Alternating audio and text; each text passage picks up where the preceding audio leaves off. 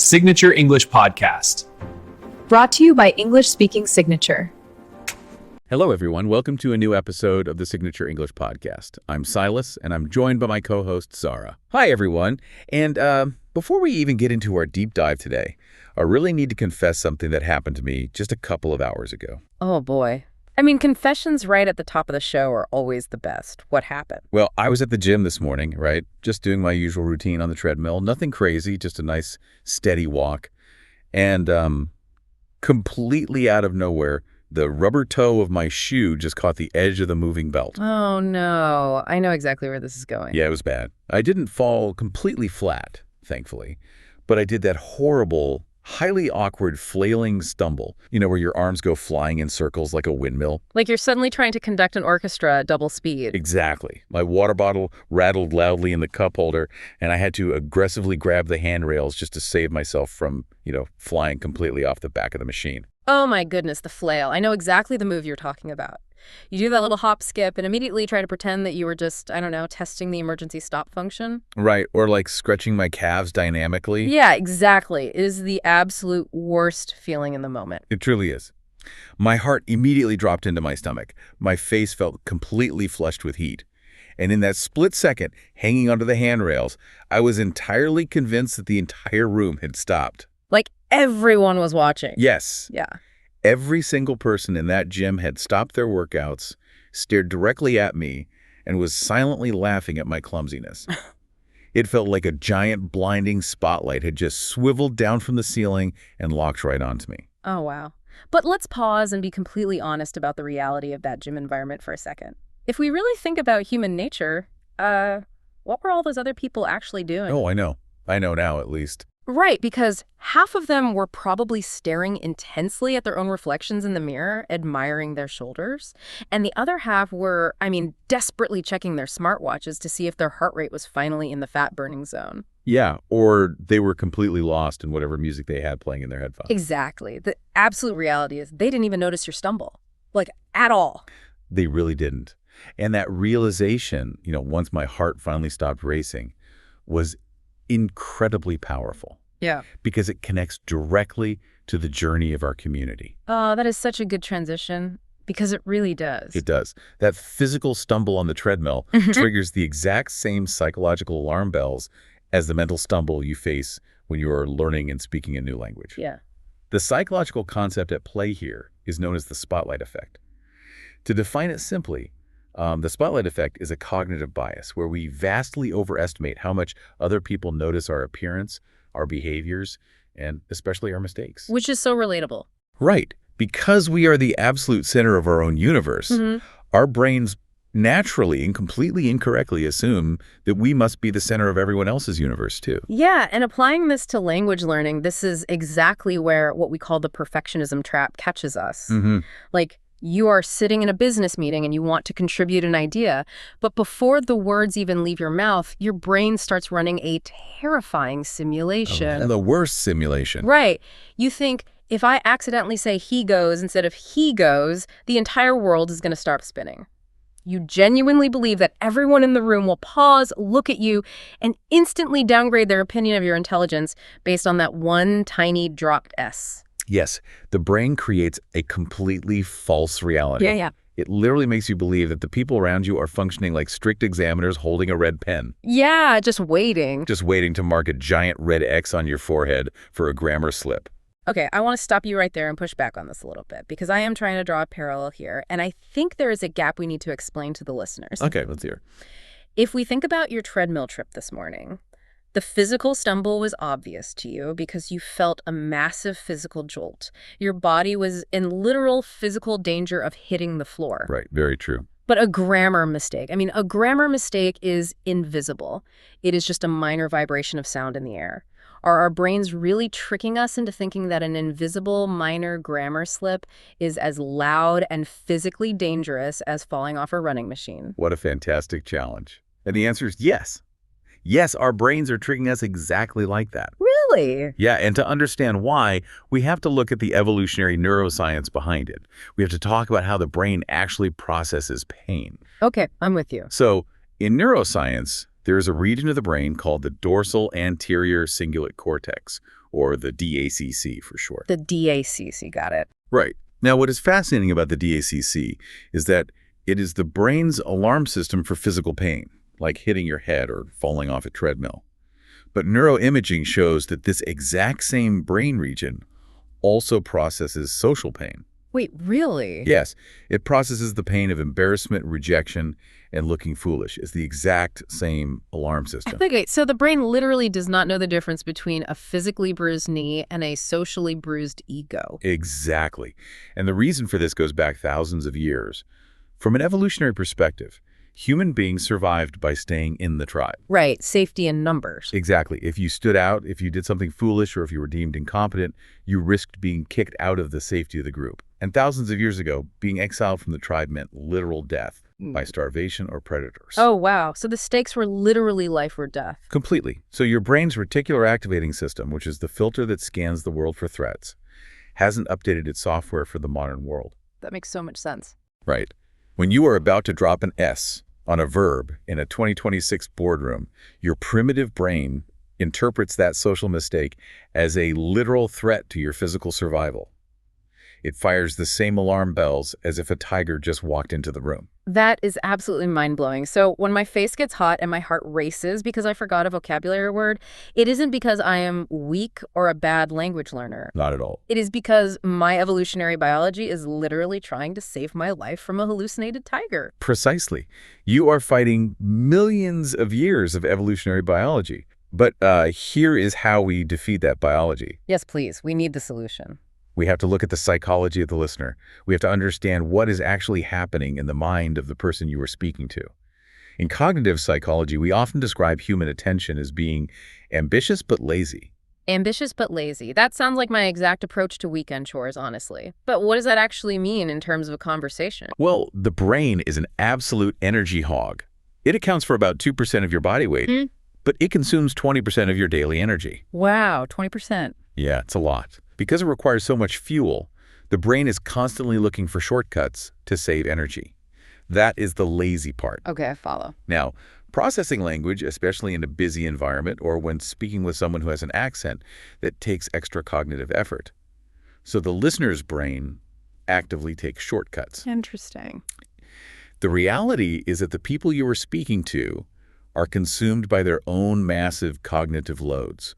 They're thinking about what they're going to have for lunch. They're worrying about a looming mortgage payment. They're dealing with a deadline at work. And quite often they are battling their own deep insecurities, too. Exactly.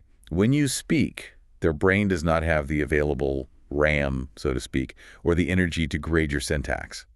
It is just trying to grasp the core meaning of your words as easily as possible. That makes so much sense, and it leads to such a massive realization for anyone in our community trying to master English. People are listening to what you are saying, not how you are saying it. Yes. Think about the mechanism there. If you say, yesterday, I go to the store, the native speaker's brain does not think, aha, incorrect verb tense, let's judge them. Never. Right. To save energy, the native speaker's brain simply autocorrects the sentence, registers the timeline as the past, and thinks, oh, they went to the store. I wonder what they bought. Exactly. The message was received perfectly. The communication was 100% successful. Exactly. The vast majority of human beings are driven by a deep desire for connection. When you open your mouth to share an idea, a thought, or even just a greeting, they genuinely just want to connect with you. Yeah. The only person suffering in that interaction is the learner, trapped in the spotlight effect, beating themselves up over an invisible grammar mistake that the listener's brain literally autocorrected and deleted to save energy. Wow. That's powerful. It really is. And this brings us to a core philosophy that I want everyone listening to truly internalize. You aren't a textbook. You're a communicator. Ooh, I love that. A textbook is rigid. It is entirely focused on rules, structure, and absolute perfection. But a communicator is human. A communicator is fluid, empathetic, and focused entirely on the exchange of ideas and emotions. When you prioritize perfection, you become robotic. When you prioritize connection, you become memorable. Okay, I need to jump in here. You aren't a textbook, you're a communicator. I absolutely love that philosophy. It looks great on a motivational poster. But let's be incredibly real for a second. When I'm standing in front of my boss, my face is flushed, my amygdala is firing off those evolutionary alarm bells we just talked about, and I have completely forgotten the word for revenue. A cute mindset shift is not going to save me. I am frozen. Fair point. So what is the actual biological hack to stop freezing in that exact moment? That is the perfect demand for realism. You are right. When the brain's panic center, the amygdala, hijacks your system, it floods your brain with cortisol. The stress hormone. Exactly. That cortisol literally blocks access to your prefrontal cortex. Your prefrontal cortex is the exact part of your brain responsible for complex grammar rules and high-level vocabulary retrieval. So it's basically a locked door. Yes, biologically, you cannot access your vocabulary. It is locked behind a wall of stress hormones. Exactly. So how do we bypass that wall? Because I have a strategy that I think aligns perfectly with this neuroscience, a hack I call the 1% rule. Oh, I like the sound of that. Let's hear it. How does the 1% rule biologically break that freeze? Well, when you feel that panic rising and you feel the immense pressure to construct one massive, perfectly conjugated, complex sentence to impress your boss, you have to intentionally stop. Stop trying to build the sentence. Yes. You cannot use your prefrontal cortex, so stop trying. Instead, you shift your focus entirely away from the grammar, and you activate a completely different neural network. You activate the automated social engagement system. Go on. You focus 100% of your energy on making just a 1% authentic human connection. That's fascinating. What does activating that social network look like in practice, though? It means relying on automated behaviors that don't require complex thought. Let's say you are asked a difficult question. The textbook approach is to freeze in terrifying silence for 10 seconds while you frantically search your locked brain for a C1 vocabulary word. Which just build more panic. Exactly. The 1% rule approach is to just smile warmly, maintain eye contact, nod, and use a heavily automated basic phrase. You just say, "That is a great question. Let me think about that for a second." Nice. You haven't answered the question yet, but by smiling and making a social connection, you are sending a biological signal to your amygdala that says, "We are safe. We are not being kicked out of the tribe." Which lowers the stress. Yes. The cortisol drops, your prefrontal cortex unlocks, and suddenly the vocabulary words you were looking for flood back into your mind. You put your energy into being present rather than being perfect. That is an incredibly powerful biological hack. By lowering the stakes from perfect grammar to simple human connection, you instantly dim that imaginary spotlight and physically change your brain chemistry. It really works. And, another scientifically proven way to lower that cortisol and tame the amygdala is through a process called affect labeling. Affect labeling. What is that? It simply means naming your emotions. Brain imaging studies show that when you put feelings into words, when you assign a specific vocabulary word to a fear, you actually decrease the electrical activity in the amygdala. Naming the fear literally tames it. Wow. So, to give our community the tools to do this, let's organically weave in some high-level vocabulary right now. We have naturally touched on some complex emotions today, and having the exact C1 level signature words to label these feelings will give our listeners immense power over them. I love that. Using high-level vocabulary, not just to pass a proficiency exam, but as a psychological tool to calm our own brains. Let's look at 4 specific words we've hit on today. Perfect. Our first word is an adjective. Conspicuous. Conspicuous means standing out so as to be clearly visible.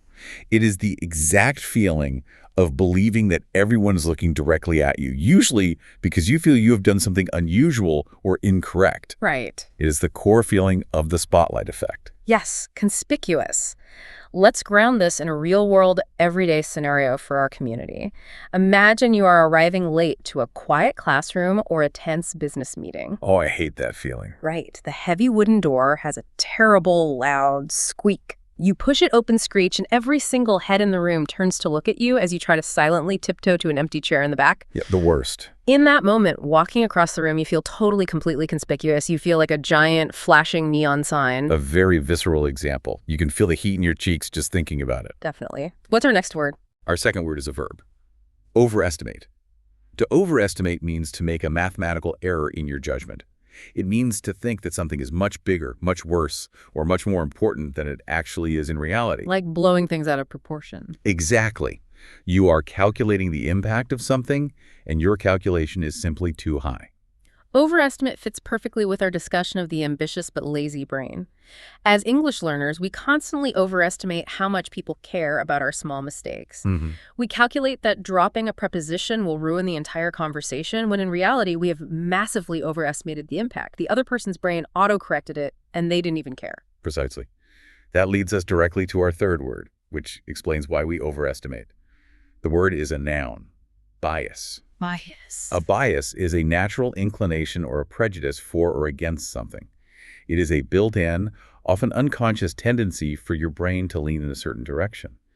We mentioned cognitive biases earlier, which are essentially the brain's mental shortcuts that shape and sometimes distort how we view the world. Bias is such a crucial word for our community to internalize. To put it in a relatable context, we often hold a severe negativity bias against our own speaking abilities. We really do. Because of this negative bias, when we reflect on a conversation, we only hear our flaws, our stutters, and our hesitations. We are completely biased to focus on the one minor fault while entirely ignoring the 45 minutes of beautiful, successful human communication we just achieved. That is so true, and it is heartbreaking how that bias holds learners back. It really is. Finally, our fourth word is an adjective: paralyzed. Yeah. In a literal medical sense, it means being physically unable to move your body. But in the psychological or emotional sense we are using today, being paralyzed means feeling completely unable to act, move, or speak because of overwhelming fear or anxiety. Paralyzed. This is the ultimate final symptom of the perfectionism trap. It is the exact word to describe that moment we talked about earlier, when the cortisol floods your brain. Yes, the freeze. Right. You are speaking, you suddenly realize you used the wrong verb tense, and your evolutionary alarm bells ring so loudly that you become totally paralyzed. You stand there frozen, unable to remember any English at all, not even how to say your own name, because the fear has locked your prefrontal cortex. Those are four incredibly powerful words: conspicuous, overestimate, bias, and paralyzed. Yeah, they really frame the whole experience. And by using these words to label your experiences, you are engaging in effect labeling. You are telling your brain, I am not in physical danger, I am just experiencing a cognitive bias. I highly encourage everyone listening to write these words down, practice them in a safe environment, and use them to describe your own journey. Naming the fear really is the first biological step in dismantling it. Absolutely.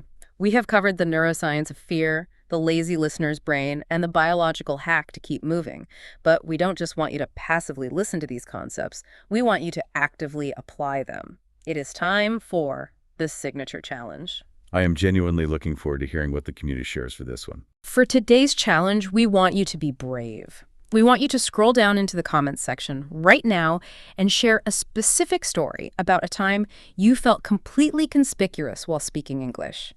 Tell us about a vivid moment where that imaginary spotlight felt blindingly bright and you felt that perfectionism trap paralyzing you. And as you write your story, I want to add a final thought-provoking layer for you to reflect on. Think back to the evolutionary science we discussed. Your brain was trying to save you from being exiled from the tribe. But today, making a language mistake is not a threat. It is simply a bridge to learning. So when you share your story, ask yourself this: did you actually make a massive life-altering mistake? And far more importantly, looking back on it now with an understanding of the ambitious but lazy brain, did anyone around you actually care? That's the real question. Or were you simply trapped in your own mind, hallucinating a false reality, while everyone else was just busy running on their own treadmills?